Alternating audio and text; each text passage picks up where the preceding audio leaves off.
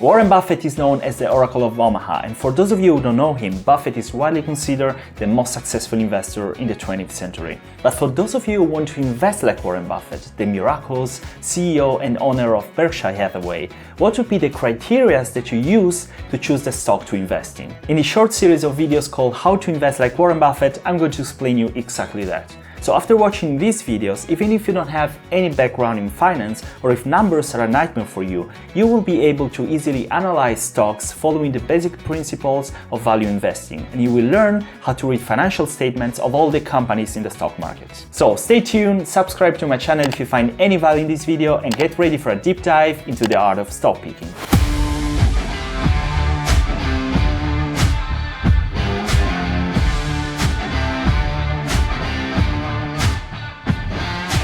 Hello beautiful people, my name is Rick and this is the first of a short series of videos about how to invest in the stock market like Warren Buffett.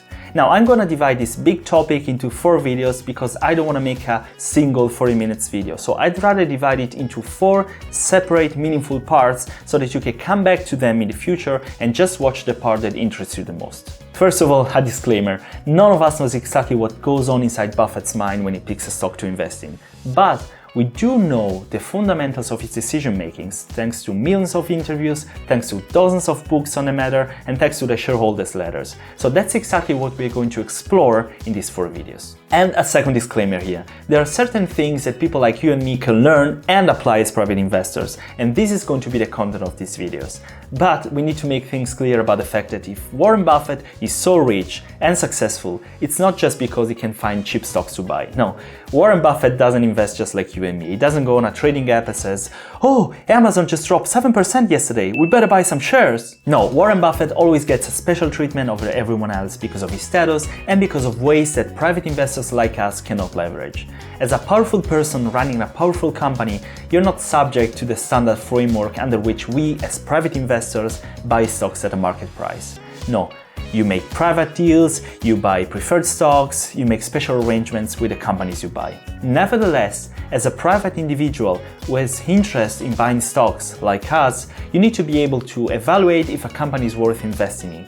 And there is no better way to do it than using the principles of value investing that Warren Buffett preaches. Or some people say that Warren Buffett is not exactly a value investor, but it really doesn't matter right now. So we're gonna see exactly these principles in the next few videos. Now to give you an overview, the 4 main topics we'll cover in the next 4 videos are: number 1, DCA or Durable Competitive Advantage, which is the main concept behind Warren Buffett's investment style. Number 2, how to read income statements. Number 3, how to read balance sheets. And number 4, how to read cash flow statements. We're going to find out why this durable competitive advantage is so relevant for successfully picking stocks and what we have to look for in order to find a company that has one. In the upcoming videos, we're going to go more into details about how to read financial statements and how to find a company that has durable competitive advantage based on these statements. As you may know, Buffett follows the Benjamin Graham School of Value Investing, which looks for companies that at the moment sell at a lower price than their intrinsic value. Said like this, it does sound overly simplifying, and in fact it is. Although Warren Buffett learned from his teacher, Benjamin Graham, he did develop his own investment strategy that differs a little from the one of his teacher. It's not just about finding a company that sells under its intrinsic value, it's about finding the perfect company that gives you, or Buffett, with the highest grade of certainty, the highest and the best long-term yield. To explain this in other terms, you may be able to find a company that sells under its intrinsic value, but if the company doesn't have the potential to grow in the long term as you want it to grow, then it's still gonna be a bad investment. Now, investors like Warren Buffett trust that the market will eventually favor quality stocks that were undervalued for a certain time. So he manages to find great companies that for some reason were undervalued, but still present an overall potential as a company to strongly grow in the future. How does he do that? He looks for companies that have a so-called durable competitive advantage. Now, I don't know about you, but in the last 1 or 2 years, YouTube has been storming my phone with ads of trading apps, with which you can trade stocks in a matter of seconds, and you're brought to believe that day trading is somehow more profitable than long-term investment. Now, needless to say, I strongly don't agree with this, and neither does Warren Buffett. All biggest investors are long-term investors, and they are much more focused on the company as a whole than on the fluctuations of the stock market, which are usually emotional fluctuations. So I'll make another video about advantages and disadvantages of day trading versus long-term investment, but right now let's assume that we all agree that long-term investment is the right way to go. So if I need to invest long-term, then one of my goals is to avoid having to buy and sell stocks many times in the future, right? My wish is to buy stocks of a company and keep them possibly my entire life. This way you never pay taxes and the compound growth is applied on a non-tax sum. If this is my goal, then I need to be able to be as confident as possible, not only that the company sells cheap, but also that they will give me a great return for a long period of time in the future, in the best case for life. So how do I find this? One of the most established methods is to find a company that has a so-called durable competitive advantage, or Moat as Warren Buffett calls it. And this is exactly what Warren Buffett does. So first of all, what is exactly a durable competitive advantage? Durable competitive advantage is any advantage a business may have over its competition, which is sustainable and protects the business from being taken over from the competitors. It's basically a guarantee that the company will do very well in the long term. Buffett calls this advantage a moat, which is a term he coined taking it from the medieval times. The moat of a castle in the medieval times was a wide water body that surrounded the castle and protected it from the invaders. This analogy explains how a company may have an advantage that protects it from the threat of competitors.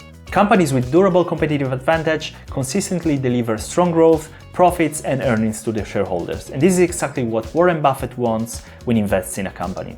As Warren Buffett says, the key to successful investing is to determine if a company has a durable competitive advantage. Companies with durable competitive advantage consistently deliver outstanding results for investors.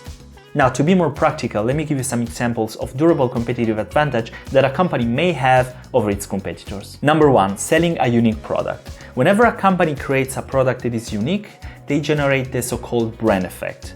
An example of this is Coca-Cola, which by the way is one of Buffett's favorites, or Nike, for example. These companies create something that is so particular, so famous, and becomes a part of our daily lives that it's like they own a piece of consumer's mind. And don't tell me that Coca-Cola isn't unique because there's Pepsi, because the way in which Coca-Cola found a place in everybody's mind and became as common as water is unbeatable. Number two, selling a unique service. Netflix, Moody's, American Express are examples of this, and these companies sell services that people need or desperately want. And of course, these companies don't have production plants because they sell services, therefore the operational costs are lower and the margins are higher. And number three, low-cost businesses, namely businesses that manage to sell non-unique products at unique prices. Examples are Amazon, Costco, IKEA, WMT. These companies work with small margins and huge volumes for ongoing needs. So as you can see, there are different ways to be better than the competition and have an advantage which is sustainable and durable. Warren Buffett believes there are just two kinds of company. Companies with a durable competitive advantage, which will flourish over time, and companies that will struggle year after year to compete with the others until one day they will collapse, or in best case scenario, they don't grow enough. So let's explore the concept further, because the more we know about how durable competitive advantage works, the easier we're going to find it when we look for investment opportunities. So one important question to ask is, what kind of durable competitive advantages are there? Companies with a durable competitive advantage have one or more of these factors in their business. Number one is brand. Behind every famous brand, there is a veil of trust from the consumer. You want to buy that product because that product belongs to a famous brand.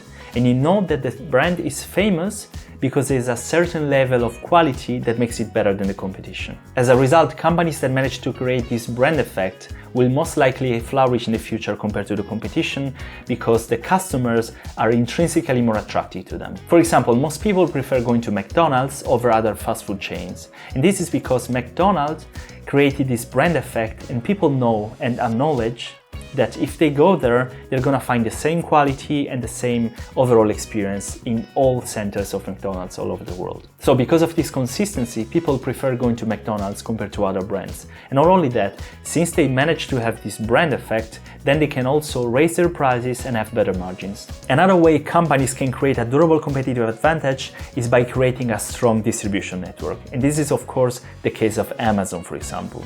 Amazon has such a strong distribution network that they can penetrate deeper in the market and reach a larger customer base. therefore raising sales and profits. The same is valid for McDonald's and of course all other companies that manage to create a distribution channel. Another and probably one of the strongest ways to create a durable competitive advantage is by creating an intellectual property. Intellectual property is whenever a company or a person creates and owns an idea, a plan, a project, or a design in the form of copyrights, patents, or trademarks.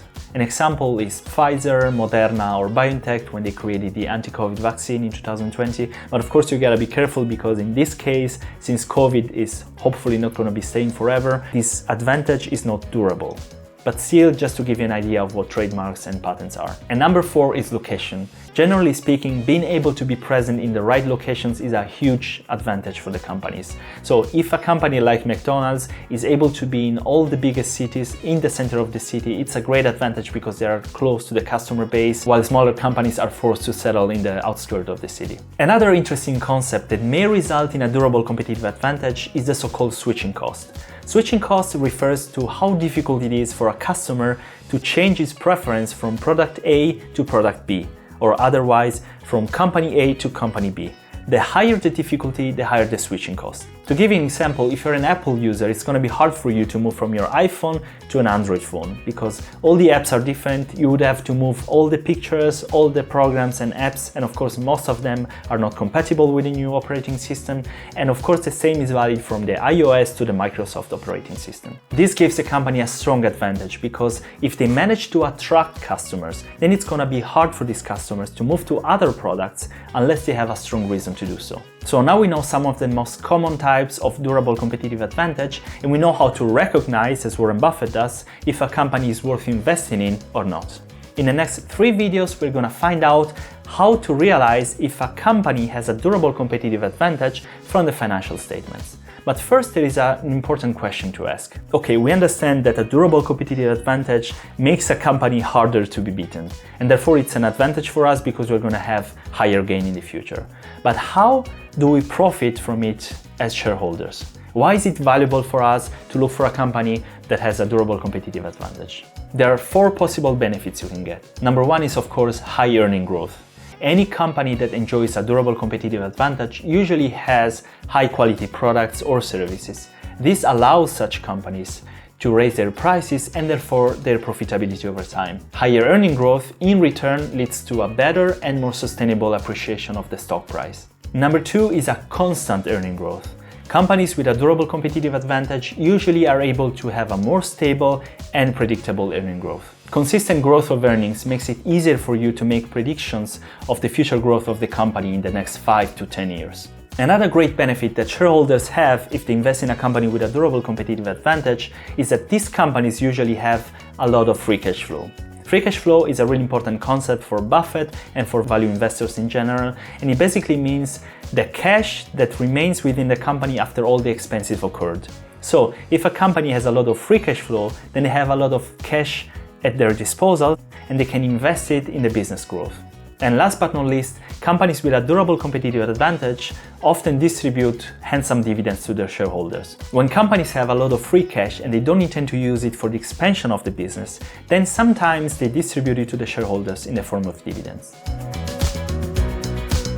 Now, in this video, we haven't explored in detail the financial statements of the companies, but we did have to invest the whole first video on the concept of durable competitive advantage. So let's see, you know now what a durable competitive advantage looks like.